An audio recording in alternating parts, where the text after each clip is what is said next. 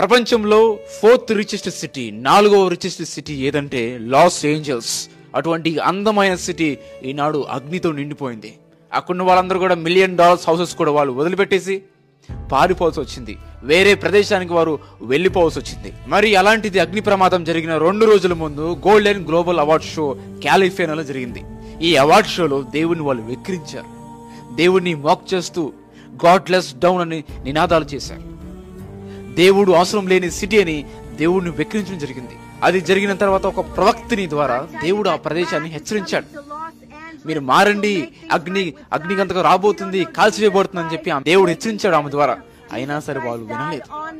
న్యూడిటీస్, homosexuality అంటూ, sex before marriage అంటూ దేవునికి విరోధమైన కార్యాలు ఆ ప్రదేశంలో జరగడం అని చూస్తున్నా. ఆ ప్రమాదంలో లాస్ ఏంజల్స్ మొత్తం కాల్చివేయబడినప్పటికీ ఎవరైతే దేవుణ్ణి నమ్ముకున్నారో వాళ్ళ గృహాలు మాత్రం కాలిపోలేదు. అలాగే పూర్తి చర్చ్ అంతా కాలిపోయినప్పటికీ పైన సిలువ మాత్రం కాలిపోలేదు. ఇంకోటి అద్భుతమైన విషయం ఏంటంటే, పూర్తిగా ఇల్లంతా కాలిపోయినప్పటికీ అక్కడ ఉన్న బైబిల్ మాత్రం కాలిపోలేదు.